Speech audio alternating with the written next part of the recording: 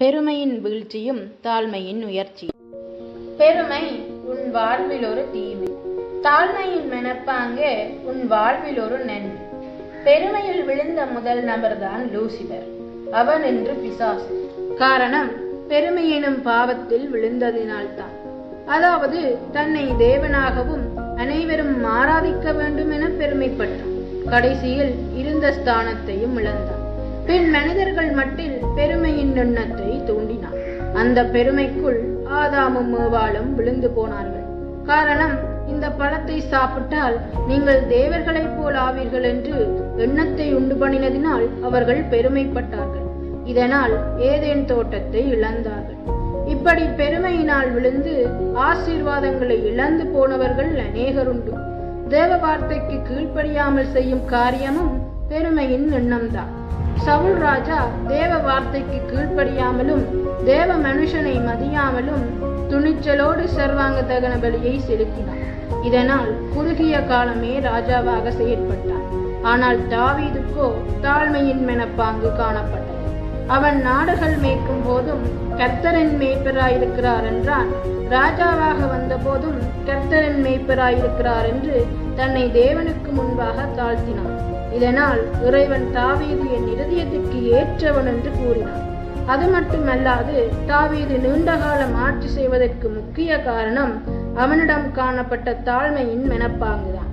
கர்த்தருக்கு முன்பாக தாழ்மைப்படுங்கள், அப்பொழுது அவர் உங்களை உயர்த்துவார் என்று யாக்கோபு 4:10 அருமையான விளக்கத்தை கொடுக்கின்றது. அதாவது தாவீது தாழ்மையாக செய்யப்பட்டதினால் உயர்வான ராஜா பதவியை பெற்றுக்கொண்டான் என்பதை விளங்கிக் கொள்ள முடிகின்றது. அது மட்டுமல்லாது இயேசு கிறிஸ்துவும் சிலுவை மரணம் வரை தன்னை தாழ்த்தினார். இதனால் பிதாவான தேவன் அவரை உன்னதங்களிலே தம்மோடு வலது பாரசத்தில் உட்கார பண்ணினார். இவ்வுலகத்தில் மனிதர்கள் தாழ்மையை கடைபிடிப்பதற்கு இயேசு கிறிஸ்துவே ஒரு சிறந்த உதாரணமாகும். அவர் மனிதர்கள் மத்தியில் தாழ்மையானதை கற்பித்தார் என வேதத்தில் நாம் பார்க்க முடியும். அதனால்தான் அவர் தாவீதின் குமாரன் என்று அழைக்கப்படுகிறார். ஆபிரகாம் முதல் தாவீதும், தாவீதிலிருந்து இயேசு கிறிஸ்துவும், இயேசு கிறிஸ்துவிலிருந்து அப்போஸ்தலரும், அப்போஸ்தலரிலிருந்து இன்று வரையும் தாழ்மையை கடைபிடிப்பவர்களை நாம் காண முடியும். பெருமை எனும் தீமை பெரிய இழப்புகளை கொண்டு வருகின்றன. அதாவது தேவ சமூகத்தை இழக்கச் செய்யும், தேவ அன்பை மறைக்கும், கீழ்ப்படியாமையை உண்டு பண்ணும், பொதுவாக கற்பனைகளை கடைபிடிக்காது என்று பல தீமைகளை பார்க்க முடியும்.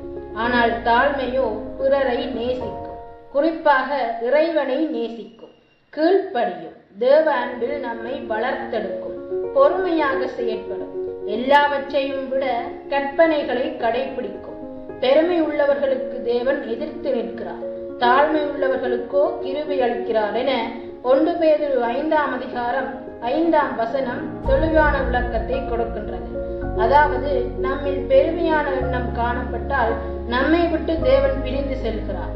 நம்மில் தாழ்மையான எண்ணம் காணப்பட்டால் தேவன் நம்மை தமது கிருபையினால் கிட்டிச் சேர்க்கின்றார். பெருமைப்பட்டு ஸ்தானத்தையும் அழகையும் இழந்தவன் உன் ஆவிக்குரிய ஸ்தானத்தையும் உன் அழகான வாழ்க்கையையும் இல்லாமல் செய்யத்தான் நம் வாழ்விலே பெருமையான எண்ணங்களை உண்டு பண்ணுகின்றான் பிசாசு என்னும் வஞ்சகன். இவ்வாறான பெருமையை வெற்றி கொள்ள நாம் நீடிய பொறுமை உள்ளவர்களாய் வார்த்தையின்படி நடக்க வேண்டும். அதாவது பெருமை உள்ளவனை பார்க்கிலும் பொறுமை உள்ளவன் உத்தமன் என்று பிரசங்கி 7:8 தெளிவான விளக்கத்தை கொடுக்கின்றது. எனவே பெருமையின் செயற்பாடு வீழ்ச்சியை தரும், பொறுமையின் செயற்பாடு உயர்வை தரும். ஆகவே பெருமையானதை விட்டு விடுவோம், தாழ்மையில் நிலைத்து தேவனுடைய கிருபையும் இரக்கத்தையும் பெற்று சாட்சியுள்ள வாழ்க்கை வாழ்வோம்.